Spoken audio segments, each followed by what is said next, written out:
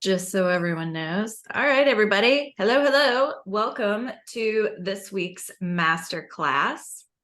So every Monday, if you have someone working in your account, you're going to receive a report from us telling you about things we found in your account, that your lead manager's been up to, what have you. If this doesn't apply to you, disregard. But if you do get that email every Monday, I want to encourage you to go ahead and open it, because we're sending you trends that we see in your account, people that we might need some backup in nudging to get some responses from, and things like that. So please make sure you're taking the time to review it and reply back to us, because we often ask questions about things that we see and things like that.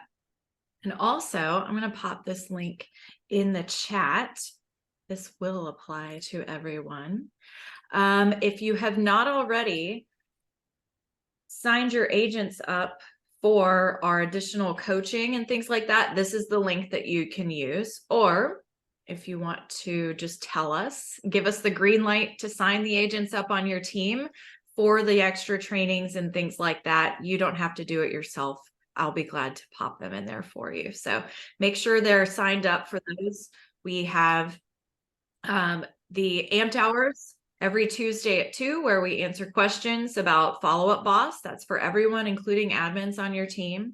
And then we have 2 monthly workshops. So Getting Fubbed Up with Bridget, where Bridget does a deep dive into Follow Up Boss, a couple of topics, and then the primer. So if you would like your agents to have access to those, either put their information into that link or let me know, and I will be glad to do it for you. And my last reminder is to visit Amplified Solutions University. We are adding guides, checklists, videos, everything we can think of that we create. And we go, oh, this would be great to offer to everyone. You guys have unbridled access to that. So feel free to bookmark that, download it, anything from there, and use it however you can for your business, because we want to make sure that we're providing you with all the tools that we can handle. All right, I'm going to take a sip of water. And I want to talk about micro conversions today. So when we think about conversions in real estate, we often think about the big swings. So I converted to an appointment. Yes. I converted to a contract. Yeah. I converted to a closing. Even better. But there are actually a ton of tiny conversions all along the way. I converted an open house attendee to a lead. I converted a social media interaction to someone to visit my website. I converted someone visiting my website to sign up for property alerts and emails and newsletters. I converted someone from receiving emails to being willing to talk on the phone with myself or one of my agents. I converted someone from talking to me or one of my agents to booking an appointment to meet in person. I converted a buyer presentation into someone that's now showing houses. I converted someone I'm showing houses to, and now they're writing contracts.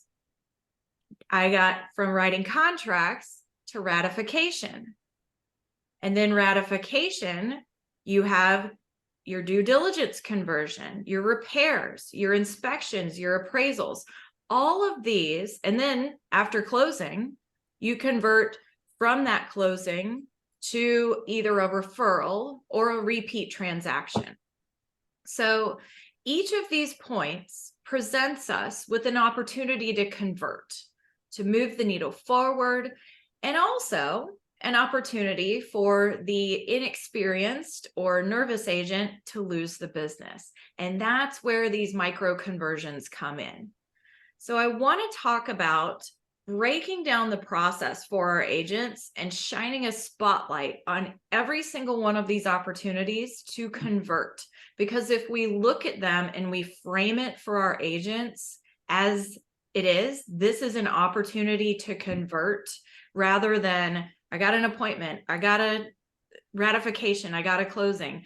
If we have them view all of these points as conversion points, it's going to have them really think about the process as a whole and ways that they can continue to improve upon it. Because as leaders in real estate, we focus a lot on prospecting. Let's get those appointments. Let's do this. But breaking all of those pieces down will allow you to draw attention to it and figure out how to fine tune it for these agents. Because if you can nail the best process for each, you're going to be able to build it into a SOP, which if you haven't watched last session, we talked about SOPs. We also circulate every week the recording of the masterclass.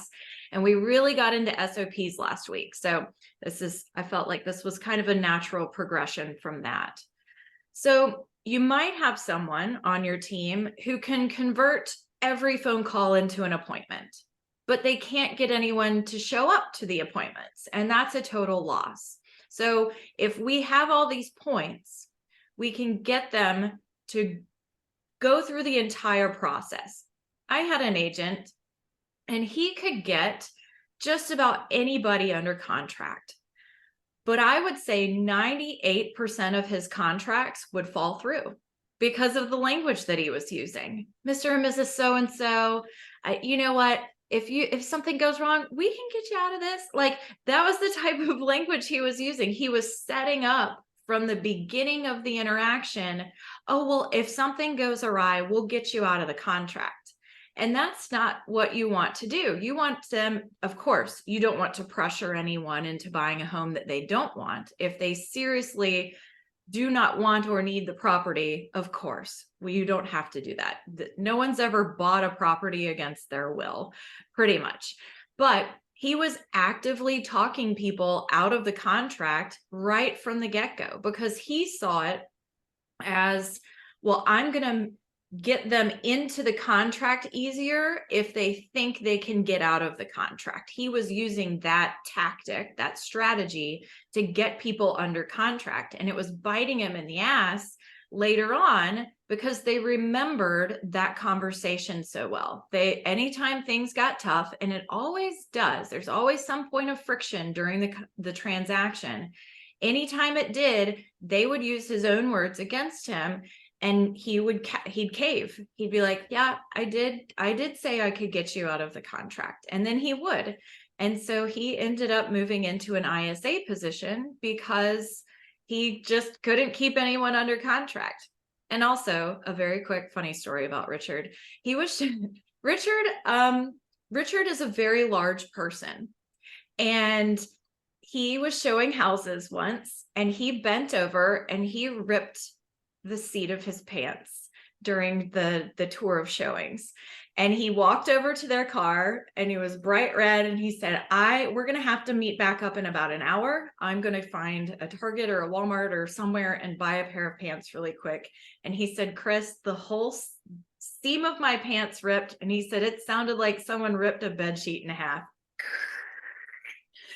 And he had to reschedule his showings. But anyway, we ended up moving him out of an agent position because of this. And if we were smarter during those days, looking back through your lens is always a little bit more clear, we would have really leaned into training on all of these micro conversions and really trained him up on how to do it. And some people will get it and some people won't. But as leaders, we can't assume that our people know how to make all of these conversions successfully. There's always ways to improve at every opportunity. So can we send a calendar invite to remind them to show up to the appointments? What do we put in that calendar invite? Do we send them a text the morning of to get them to show up to the appointment? And what does that text message say? What strategies can we use with our clients to narrow down the houses they're seeing, to select the one they want to write an offer for? Is it a ranking system? Is it a recap after each day of showings? Is it something that we say? And then there's all these micro points in holding the contract together and proactively training your agents what to do when the clients can't come to an agreement on repairs? Okay, here's a menu of things you can try. What do we do when the appraisal comes in low? What options do we have? What do we do when that first-time buyer gets cold feet right before you ratify, or even worse, right after you ratify? So by breaking down these micro conversions and training our agents regularly on them, we're going to expose them to all the different scenarios that they will run into during the home selling process. So when they encounter these challenges, they're going to have a couple things to try, a toolbox of things that are likely to work versus having no idea. And when you have no idea what to do, you're more likely to just shut down and do nothing, or let the client decide what to do, which is often probably not the best thing. Or they're going to come to you and have to wait for an answer while the client spirals because they're stressed, which is going to exacerbate the situation. Or you can proactively train them in such a way so that whenever they do encounter these sticking points, they're going to have a few things to try so that they don't have to wait. They don't have to wait for you. They can at least present some ideas to the client to allow them to mull it over while they go behind the scenes and come to you and say, hey, Andre, I don't know what to do. I have this going on. I presented them with these options, and now I just don't know what to do. And then you can say, all right, Agent X, here's 3 more options that you didn't think of. They can go back to the client and say, okay, in addition to the things I gave you, here's 3 other ideas. Let's mull them over together and figure out exactly what we need to do. So in training our agents on micro conversions, there's several ways to do this. Well, first, and the easiest, I think, is just to keep them as part of the conversation. You're not going to want to cover all of them in one setting. So today we're talking about micro conversions at a really high level, but when you're breaking this down for your agents, you're going to want to stick to 1, maybe 2 per session and get everyone involved and go through all of the scenarios that you could possibly think of and ask people, what's your experience with this? What's the worst thing that's ever happened? What's the smoothest situation that you've ever happened? Really get people to get in there and share.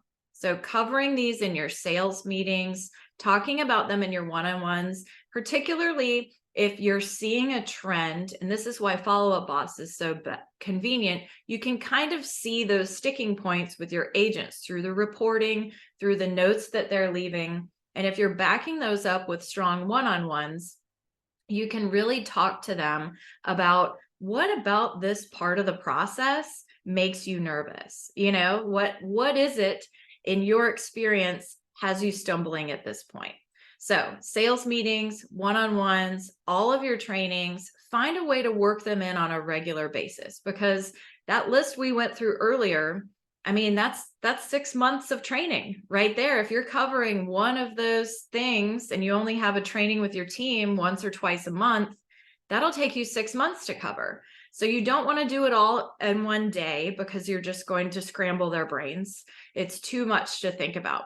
But finding one of those micro conversions to cover at each of your trainings and do a deep dive is really going to help them. Another way is to hold story time. And this isn't maybe picking one micro conversion to focus on, but talking about what's most relevant to them in the moment. So, and you of course can call it whatever you want. I used to call it story time, but what's happened in the last 2 weeks? And maybe I would always jot down a list because I'd always catch wind of something. And I would, if no one had anything to share, I would say, okay, Andrew, a couple weeks ago, you mentioned this happened. Do you want to talk about it? And you'd be like, oh yeah, I remember, this was bonkers. And then we would talk about it and we would discuss what the challenge was, what that agent did to overcome the situation. And as a group, have you seen anything similar? Would you have done anything differently? Is there something that Andrew and I didn't think of in the moment that is obvious now? And this type of sharing is really important. So either having your agents gather in person or virtually and allowing them to talk shop, the more they talk about their transactions with you or other producing agents, the more exposure they're going to have to those options and tools when things get tight, and it always does.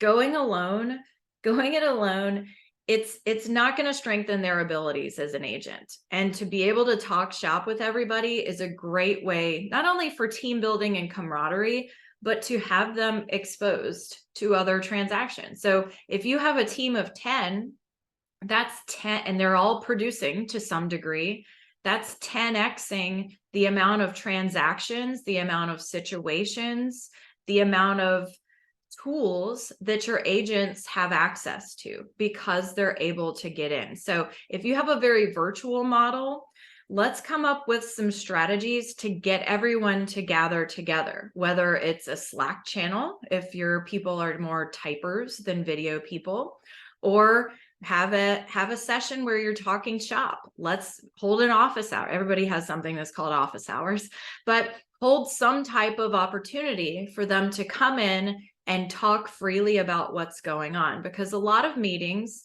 are, for lack of better, kind of sit and gets, like let's create a very interactive experience, especially if you have a virtual model, so that they can do that. Another way to really get into these micro conversions on your listing side is to have opportunities for them to share about the listing. So if you don't have a listing that's moving, pull the MLS listing up in front of the group and play Roast My Listing.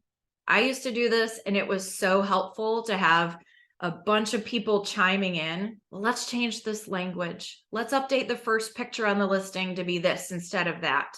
Let's remove this picture, because without proper context, it's going to turn people off without seeing it first. So let's just let them see it in person for what it is. Or that picture doesn't even make sense. Let's remove it, or let's change it, or what have you.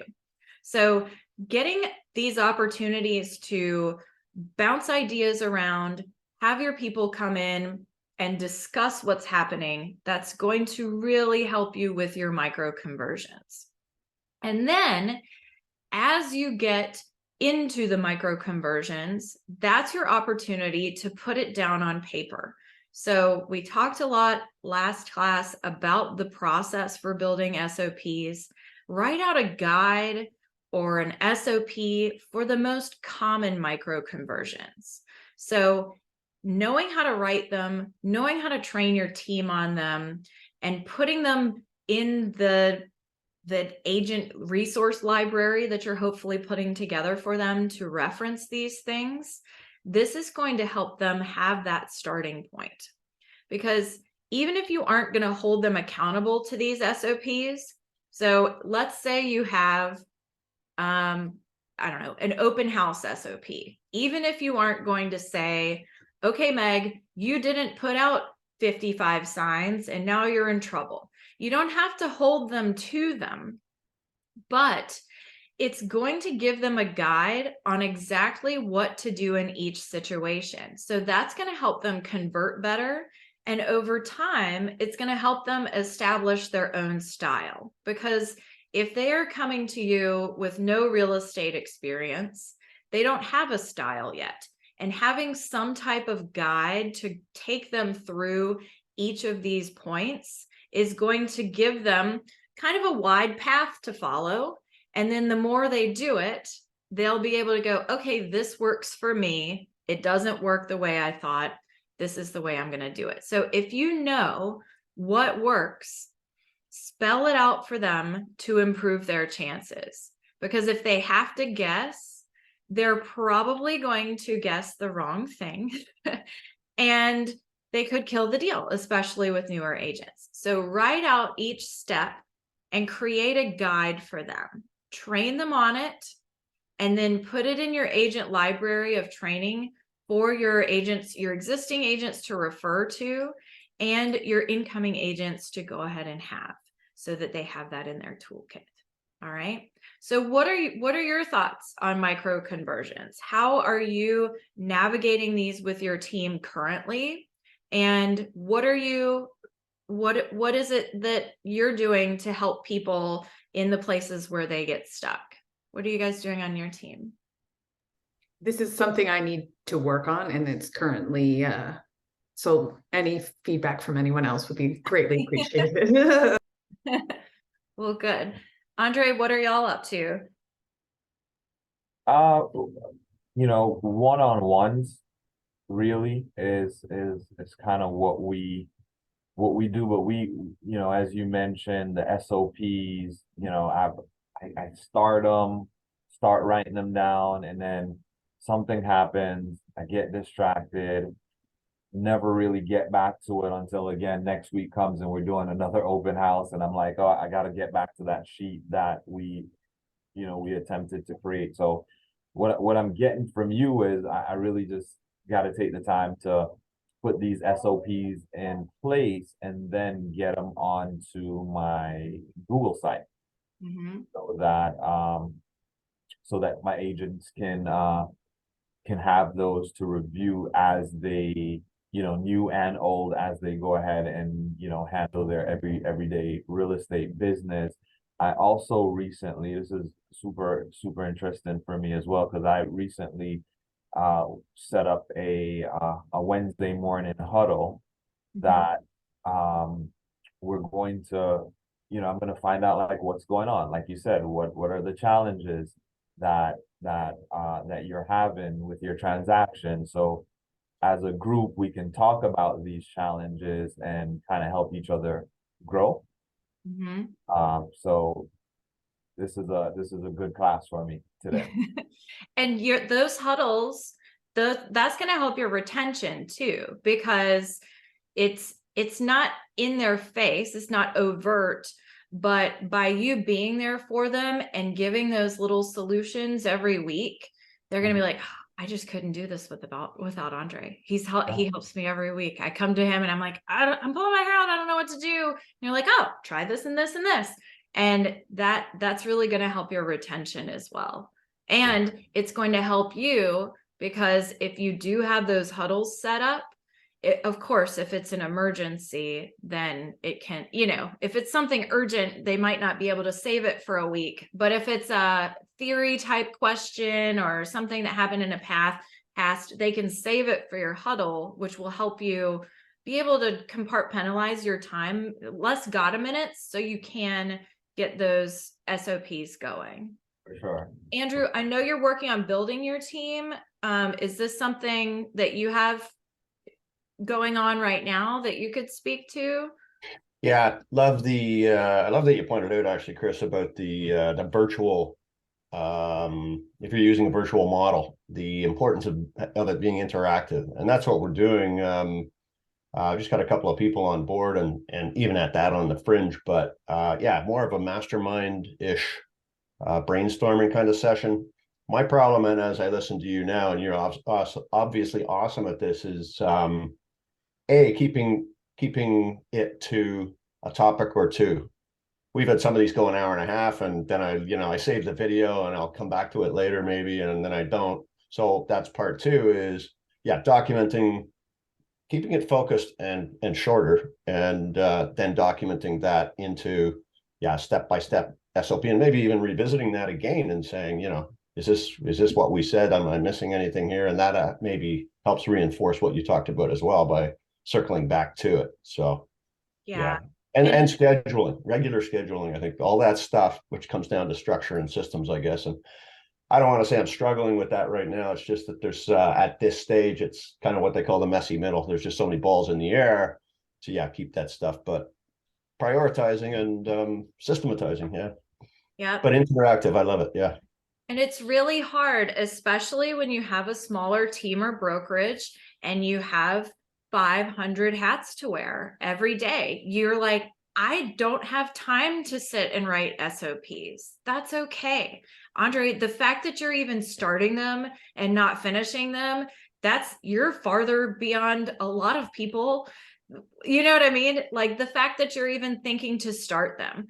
I I read a lot about real estate. I go to a lot of webinars. I mean, if they're talking about it, I'm reading or watching it. So because I haven't personally, I've been out of production, and I'm not saying this is like a badge of honor. It's just how my life in real estate progressed. I've been out of production for 7 years now. And so I'm hyper aware of the fact that I haven't sold a damn house in 7 years. So that keeps me reading and reading and reading and writing and listening and whatever.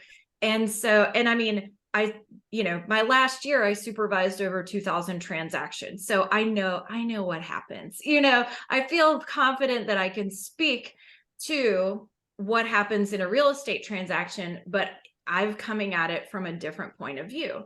But when you are growing your team and you don't have time, if you could just do one a week, if you could set a micro goal, like a micro conversion, a micro goal for yourself, and say, I'm going to build out one SOP a week, and maybe make a list of this is what my agents are asking for. This is where they're struggling. We even have some that you could take from our ASU website. We have one for open houses. We have one for recruiting. You can take those as your starting point and make them your own. And that will be real. That'll hopefully give you a little bit of a shortcut. But whatever you can do to get something down on paper. I watched a webinar last week, and these guys, and I'm not going to name names because you probably know exactly who they are, their whole business, they've started a whole new business, and their whole business is SOPs. And they're like, we are going to tell you exactly what to do, and they're going to enforce it on your agents, and you're going to pay them lots and lots of money to do it. And I already had micro conversions planned for this, but I was like, you could even sell your SOPs to other people in the market. Like if you decide one day, you know what, I don't really want to do this anymore, but I've got 50 SOPs that work for agents, you can sell that to another team. That's what these guys are doing. They're taking their experience. They've written out, here's what you do from soup to nuts. And this is what you got to do, because I think the farther along we get, not necessarily out of production, but the farther we get into leadership, the less we tend to remember that other people don't operate the way that we do. We sort of make these assumptions, and I know I'm definitely guilty of it. I'm like, why wouldn't they do that? It would never occur to that person to do it, or maybe they're not even capable of it. Like, why wouldn't you follow up with that person who said they wanted to see a house? What would possess you to not do that? And they're like, I don't know, I just forgot. And I'm like, I'd rather throw myself in front of a car than forget to follow up on that. So if you, because you are so good at what you're doing, you start to make assumptions that everyone else operates in a very similar way to you. And that's where these SOPs, these guides really come into play, because everyone comes into real estate. It's like the island of misfit toys. Everyone comes into real estate from different areas, and they don't all have professional experience. Some have never worked in an office setting before, and that's a very new thing. And it's really important to not dumb it down for them, but make it so that you're teaching everyone on the same level. Like, let's get that 101 foundation down and not make assumptions that, oh, well, Meg's however old, she probably automatically knows how to do this. Nope. No, she doesn't, because she's never had to do this before. It's a whole new skill set. So I think starting to write down step by step, okay, this is what you need to do, and this is when you do it. Once you start, I've started writing action plans for a lot of our clients, and you're probably going to be seeing some. Bridget's probably emailed you about a few of them. And when I wrote my first one, it took me forever. And I was like, oof, this, I can see why people make a whole business out of this. Nobody wants to do this. I didn't even really like it. And I'm like very verbose and righty by nature. And I crank those things out now because I've practiced them. I know how to build them. I know the flow. I know the structure. And so once you start writing these SOPs for your team and the guides about here's how you do an open house on steroids. Hey, recruiting person, here's how you need to recruit.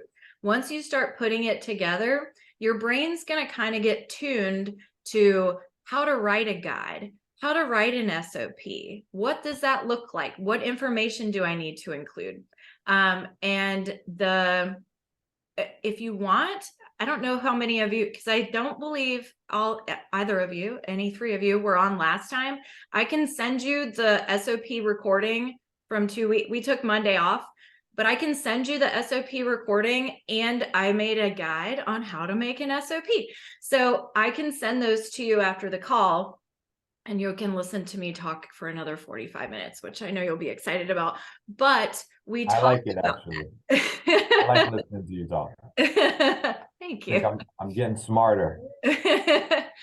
But that's where I want you to get, because I want you guys to be able to train your team so that you can be the so-and-sos of the world, like I watched on this webinar, because I was furiously taking notes, and I was thinking, what are they selling here? Because they weren't really describing the product. Because it was like, we're going to help you manage your database. And I'm like, okay, that's kind of what we do. Maybe I can learn something. Maybe there's something we could start doing for our clients that they're doing. And my biggest takeaway was this group of people have really fantastic SOPs that they're going to show you how to use for your agents for, like, what do you do when a new lead comes in? What do you do when someone comes back to the website? What do you say to them? What do you send to them? What cadence do you use? Do you follow up every 48 hours? Do you follow up every week? These are the things that we as leaders, we sort of inherently know. Like, okay, if a new lead comes in, I'm going to bulldog it for the first 15 days. And then I'm going to start to space out my communication a little bit more. And then I'm going to nurture them. And then I'm going to pounce when they come back, assuming we didn't connect with them. Or if someone has been nurtured and they return back to the website, what's an appropriate amount of time to respond to, or to try and reach out to them after you see that they've come back on the website? Is it a week? Is it 24 hours? Is it 1 hour? This is for you to decide, but these are the questions that you need to be proactively answering for your agents. Because if they, and I'm going to say it again because it felt good to say it the first time, if they have to guess at what to do, they're probably going to do the wrong thing. And not like, calling someone and swearing at them, or they're going to not think it's as important as it is, or they're going to send something that's very impersonal. Like, when is it okay to send those drip emails? When is it only okay to really reach out to them and scream, hey, I'm a live person. I'm really here to help you. So one more time, don't assume that they know these things, because I guarantee you 97% of them have no idea, and they're just winging it. And this is not an arena, especially if you're trying to grow and build and help the people on your team make a career out of this. You need to lead them step 1 through 1,000. So set aside some time, even if you can't do it every day, just like you ask. I know Meg's like, I don't have time. That's the last thing I have. Set aside some time, even if you have an hour. Find an hour and start with one SOP, and then train your existing team, retrain them on it, talk about these things, and keep it in front of them and keep that dialogue going. I loved our listing meetings, were so much fun because we'd cover the agenda, and then the whole rest of it would be roast my listing. And people would be like, I've got this listing and I can't get it to move. Great, let's pop it up. We'd go through the MLS listing, we'd go through the pictures, we would talk about how the showings were going, what the feedback looked like, and to have all of it's kind of like a group project. It not only helps this person to move their listing and get it back in front of the proper eyes, but also it's a problem solving exercise for your team, and they're also simultaneously learning, okay, when I have a listing, these are the types of things that I need to be looking for. So Bridget and I do that. Bridget and I have very, very different experiences. She's never sold a house before. And I am not a follow-up boss wizard. So she sits in on my stuff to learn about, and I hear, and I don't know if this is going to embarrass her or not, but I'm going to take a risk. Sometimes I hear her when we're doing coaching and training teams on how to use follow-up boss together.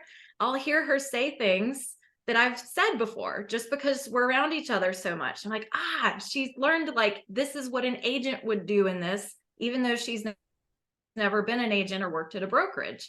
And I'm learning from her, and I'm using a lot of her words, she hasn't ever heard me say, talk about, okay, this is how you do these things in Follow Up Boss, and this is what it can and can't do. So that proximity is helping us learn from each other so that we can be better. And that way, when Andre comes to me with a weird Follow Up Boss mystery to solve, I don't have to go, I don't know. I've at least know enough to give him a solid answer and go, but I'm going to get to the bottom of it and come back to you.